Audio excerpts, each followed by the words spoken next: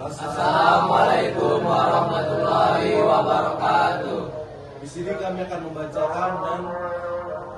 membacakan surah Al-Mu'minun ayat 12 sampai dengan 13 dan juga membacakan tafsirannya, yang dimana tafsiran dari surah Al-Mu'minun ayat 12 sampai dengan 13 ini berkaitan tentang evolusi manusia. Baiklah, kami akan membacakan surah Al-Mu'minun yang bersama-sama.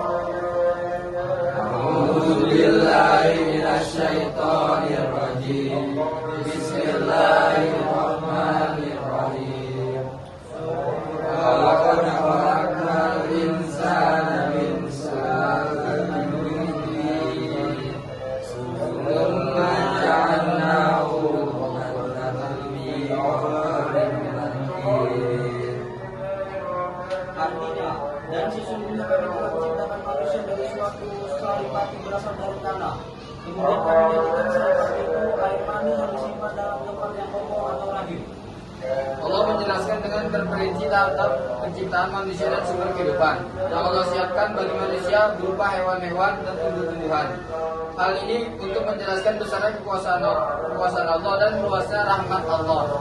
Dan ini sebagaimana yang Allah sebutkan dalam beberapa ayat ini. Sungguh kami telah menciptakan Adam dari segumpal tanah, dan kami ciptakan keturunan Adam dari air mani yang dipancarkan laki-laki ke dalam rahim perempuan, sehingga air mani itu menetap di dalam rahim yang kokoh itu dan terjadi pembuahan. Evolusi merupakan cabang sains biologi yang menjelaskan mengenai proses perkembangan dan perubahan makhluk hidup, baik secara genetik maupun organik. Kemunculan teori evolusi pada awalnya tepatnya pada fase fisisme tidak dipersoalkan dan tidak menimbulkan berbagai perdebatan, baik di kalangan ilmuwan maupun kalangan agamawan. Perdebatan mulai hadir ketika seorang ilmuwan berkebangsaan Inggris, Charles Darwin, mempublikasikan hasil penelitiannya sebagai spesies makhluk hidup yang menjelaskan bahwa spesies makhluk hidup tidak diciptakan secara terpisah oleh Tuhan, tetapi diciptakan berdasarkan dari nenek moyang yang sama, menjadi berbeda satu sama lain akibat seleksi alam. Maka dapat disimpulkan bahwasanya seorang manusia, sepintar-pintarnya manusia maupun sejenius-jeniusnya manusia, bahkan yang memiliki gelar dokter, profesor maupun yang sudah sekolah tinggi, tidak mungkin dapat menghitung segala nikmat dari Sang Pencipta, bahkan menjelaskan apa yang diciptakan oleh Sang Pencipta tersebut.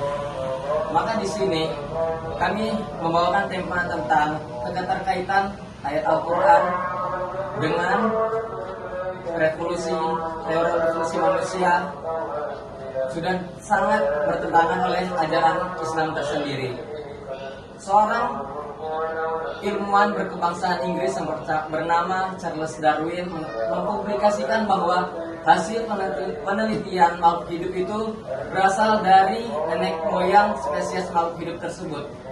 Maka di sini sangat menyeleweng sekali dengan ajaran Islam.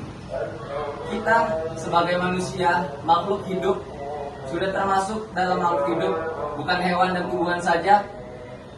Charles Darwin mempublikasikan bahwa seorang manusia berasal dari nenek moyangnya, tentu tidak jauh dengan kelak. Itu sangat bertentangan oleh ayat Al-Quran tersendiri. Bahkan Nabi Adam adalah manusia pertama di dalam Islam yang diciptakan oleh Allah dalam dalam surat Al-Mu'minun ayat 12 sampai 13 yang menjelaskan tentang bagaimana Nabi Adam tersebut dibuat berasal dari tanah, dari segumpal darah. Lalu kemudian keturunan Nabi Adam diciptakan berasal dari air mani seorang laki-laki yang masuk dalam rahim perempuan. Lalu terjadilah di sana pembuahan dan menjadi embrio, langsung menjadi janin dan menunggu kandungan 9 bulan oleh seorang ibu, keluar dari rahimnya sehingga menjadi seorang manusia. Nah, itu merupakan suatu teori fakta yang mungkin sangat menyeleweng oleh teori Charles Darwin tersebut. Karena tidak mungkin kita makhluk manusia adalah makhluk sempurna yang diciptakan oleh Allah Subhanahu wa taala, disamakan oleh seorang kera, maka itu sangat menyalakan oleh surat Al-Mu'minun tersendiri.